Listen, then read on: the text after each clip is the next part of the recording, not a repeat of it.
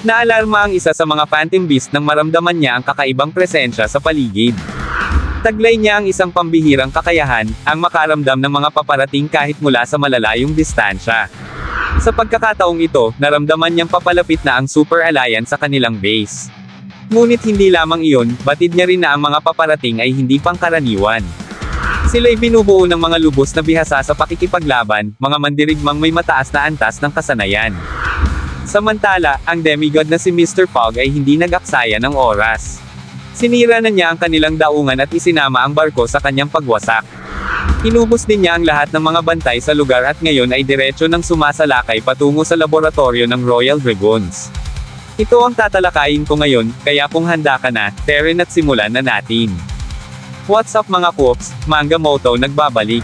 Record of Ragnarok spin-off, Jack the Ripper Case Files Kabanata 44.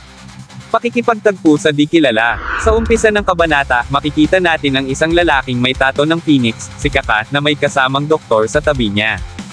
Matapos ang matinding laban niya kay Jack, agad na inasikaso ng doktor ang mga pinsala sa kanyang katawan. Maingat siyang binantayan ni Dr. Theodore, na matapos magsagawa ng pagsusuri ay nagpahayag ng obserbasyon, dahil sa pambihirang bilis ng pagbawi ng katawan ni Kaka, na dulot ng kanyang natatanging muscle structure at natural na healing ability, nagsara agad ang karamihan ng kanyang mga sugat. Gayunpaman, dahil sa dami at lalim ng pinsala, kailangan niya ng masinsinang maintenance at matagal na panahon ng pag-iingat. Nagpatuloy si Dr. Theodore sa kanyang paliwanag. Kahit mukhang maayos na si Kaka sa labas, ang internal damage sa kanyang mga organs at kalamnan ay hindi pa ganap na naghihilom. Kailangan niyang maghinay-hinay at iwasan ang labis na paggamit ng lakas. Tahimik lamang si Kaka habang nakikinig, kaya't napilitan si Dr. Theodore na muling magsalita, ang tono ay naglalarawan ng pag-aalala. Para magawan ka ng ganitong kalalaking pinsala, ikaw na Flame Guard General ng Royal Dragoons, sino ba ang nakalaban mo? Sa tanong na iyon, saka lamang dumilat si Kaka. Tahimik pero matatag ang kanyang sagot. May iba pang nasa paligid natin, isang halimaw. Ang tinutukoy dito ni Kaka ay ang ating bida na si Jack. Sa kanilang nakaraang laban, binigay ni Kaka ang lahat ng kanyang makakaya upang pahirapan si Jack, subalit nagawa nitong lampasan ang lahat ng pagsubok na ibinato sa kanya. Dahil dito, nagbago ang pananaw ni Kaka kay Jack, hindi na niya ito nakikita bilang isang ordinaryong tao kundi isang halimaw na kayang magtagumpay sa kabila ng imposible. Malilipat ang eksena sa sandaling may bubunot na ng baraha kay Rowan. Masaya siya dahil tiwala siyang maling baraha ang mabubunot ng kanyang kalaban. Ngunit laking gulat niya nang bigla itong nagpalit ng bubunutin. Ang bumunot ng baraha para kay Rowan ay isang babaeng may tato ng Cerberus, isa sa mga Phantom Beast. Makikita silang naglalaro ng baraha, at seryosong sinabi ng babaeng nakatali ang buhok. Napakadali mong basahin Rowan. Ang tanga mo. Habang sila'y naglalaro, isang babaeng may afro na hairstyle ang hindi maitanggi ang pagkabagot. Nakayukayok itong nagreklamo. Sana may mangyaring mas exciting. Agad naman siyang pinagalitan ng isang lalaking may tato ng Griffin. Magpakita ka naman ng konting respeto, singhal nito. Pinagtawanan lamang siya ni Cockatrice at pabirong sinabi. Ayan na naman si seryosong Griffin. Isinalansin muli ni Rowan ang mga baraha at niyaya ang mga kasama. Isang round pa, ngunit sa gitna ng kasiyahan, biglang naging seryoso si Cerberus matapos siyang makaramdam ng kakaiba. Napahawak siya sa sentido habang unti-unting lumitaw ang mga ugat sa kanyang mukha, pinagpawisan siya ng malamig, at ipinikit ang mga mata. Sa mabigat na tinig, sinabi niya. Ang reaksyong ito, may intruder. Nagulat si Rowan at Cockatrice. Tinanong nila si Cerberus kung sigurado ba siya. Sinubukan pa nilang magtanong, baka hayop lang ang naramdaman niya. Ngunit hindi iyon biro. Agad pinakawalan ni Cerberus ang kanyang kakayahan. Ang Dumpal Sixth Sense of the Underworld. Mabilis niyang naramdaman ang presensya ng maraming nilalang sa paligid. Hinulat niya na naghiwa-hiwalay ang mga ito sa Southern Forest at papalapit na sa distillery mula sa tatlong direksyon. Napansin niya rin ang kanilang bilang, uri at lakas.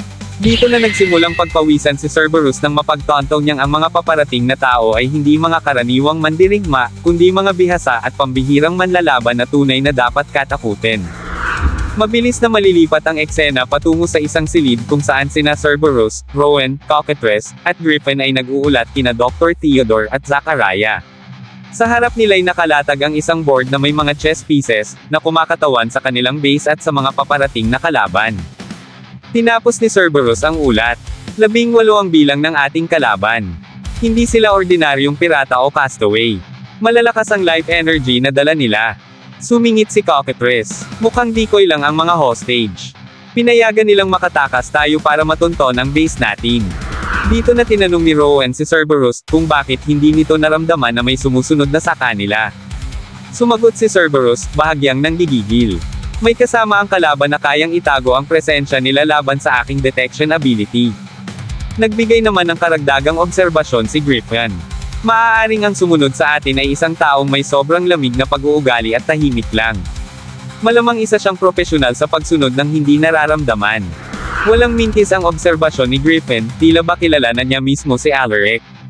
Ang malamig na presensya, ang tahimik ngunit matalim na kilos, ang pagiging di matonton, lahat ito ay tumpak na paglalarawan sa taong sumunod sa kanila. At oo, si Alaric nga iyon. Isa siyang bihasang propesyonal, eksperto sa aninong galaw at hindi mararamdaman ang paglusob. Tahimik na napaisip si Zachariah. Pwede kayang isa sa 5 major organizations ang nagpadala sa sumunod sa kanila o, baka Mother Goose ang hinala niya. Bagamat malinaw ang bigat ng banta, ngumiti pa rin si Zachariah at tumayo. Hindi na sayang ang oras natin. Perfect ang timing, para sa bagong eksperimento. Tinanong niya si Dr. Theodore kung handa na ba ang lahat. Ngumiti si Theodore na parang wala nang bukas, sabay wika na oras na para simulan. Kasunod nito, ipinakita ang laboratorio ni Theodore, puno ng mga kakaibang aparato at lumalakad na mga nilalang. Sa matinis na tinig ni Theodore, sumigaw siya. Gawing alikabok ang mga naligaw na daga. Samantala, sa dalampasigan ng isla, unti-unti nang sumisilip ang araw sa silangan, nagbibigay liwanag sa paligid. Habang naglalakad ang grupo ni Tatang George, palapit na sila sa kanilang destinasyon, ang distillery. Mula sa kinatatayuan niya, natatanaw na ni Tatang George ang distillery sa di kalayuan.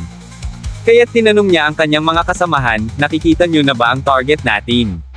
Sa kumpiyansang tinig, dagdag pa ni Tatang George, malapit na tayo. Ngunit sa kabila ng balitang malapit na sila, napabuntong hininga si Faye at reklamo niya, pagod na ako, pero hindi pa rin tayo nakakarating. Biglang nauntog si Faye sa matigas na likod ni Tatang George. Natigilan sila, napaatras si Faye at Poggy. Napasabi si Noah. Mukhang totoo nga, meron talagang laboratorio rito. Sa harap nila, unti-unting lumilitaw ang Phantom Beast Front Comrades, mga anyong hindi na mukhang tao, nangangamoy bulok at nakakasulasok. Tao ba yan? Takot na tanong ni Faye. Si Homer naman ay nabahuan sa mga kalaban na biglang naglabasan sa kanilang paligid. Mula sa gitna ng mga nilalang, isang matangkad na may malaking palakol ang lumitaw, si Rowan, ang may tato ng Minotaur. May mapangasar ng ngiti itong sinabi. Mukhang sinuswerte ako, magkakasama ang Mother Goose, ang Big Five, at ang malaking tao ng Sentinel. Lahat ng nasa kill list narito na. Hinugot ng grupo ang kanilang mga sandata. Swerte ba? Sagot ni Tatang George. Tingnan natin kung hanggang saan ka swerte. Sa ibang bahagi naman, naglabasan na rin ang napakaraming kalaban habang sina Mooney at Piman ay nag-uusap. Exposed tayo dito, sabing nag-aalala ni Mooney. Tumigil ka nga sa kakadada mo, maghanda ka na, sagot ni Piman. Nakilala naman sila agad ni Griffin kaya't sinabi nitong siya ang makakalaban ng mga ito. Samantalang sa ikatlong direksyon, sina Jasper, Monk, Kroll, Morten, at Danny ang naabutan ni Cockatrice. Ngumiti si Monk habang hinahanda ang kanyang sandata. Ikinalulugod naming narito ka, pero ipagpaumanhin mo, kailangan naming dumaan. Natatawa si Cockatrice. Imposible daw ang nais ni Monk, sagot ni Coca. Sa kwartong pinanggalingan, naiwan sina Zachariah, Cerberus, at Theodore. Hindi maitago ang pananabik ni Theodore na masaksihang makipaglaban ang kanilang mga enhanced humans. Ngunit biglang pinagpawisan si Cerberus. Nagdugo ang kanyang mata habang sumisigaw. Isang massive life energy ang papalapit mula sa north at obserbasyon ni Cerberus, kalaban talaga nila itong paparating.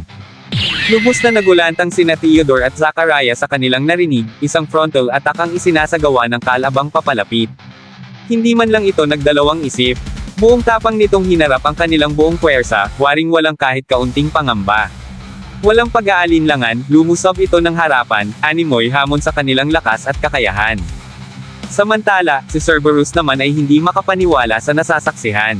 Mula sa malayo pa lamang ay dama na niya ang umaapaw, halos sumabog na kapangyarihan ng paparating. Isang enerhiyang hindi basta-basta, isang puwersang maaaring bumaliktad sa takbo ng labanan. Biglang bumalik sa alaala ni Cerberus ang pamilyar na enerhiyang iyon, isang enerhiya na hindi niya malilimutan. Isa itong dating kaibigan noong sila'y parehong bahagi pa ng Project G experiment. Kahit duguan at halos mawalan ng lakas, napangiti pa rin si Cerberus. Ramdam niya ang matinding presensya ng paparating, isang nilalang na nag-uumapo sa kapangyarihan, at ngayon ay mabilis na lumalapit sa kanilang direksyon. Dito na tuluyang lumantad ang tinutukoy ni Cerberus, walang iba kundi ang demigod na si Mr. Fogg.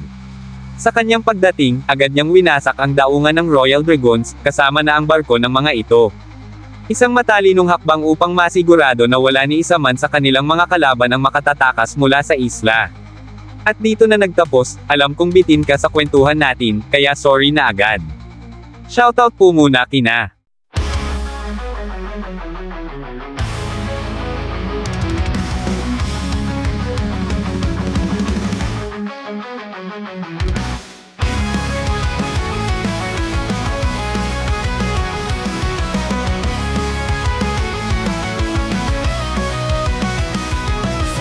mapansin sa digmaan, mga bayani nagbigay ng hiling na walang hanggan. Sa mga ukil ng pawis at tugo sa lupa, labanan na nino, ang takutin ay kumikilos mula sa dilim. Ngunit ang espiritu ay di mawawalan ng daan sa Ragnarok.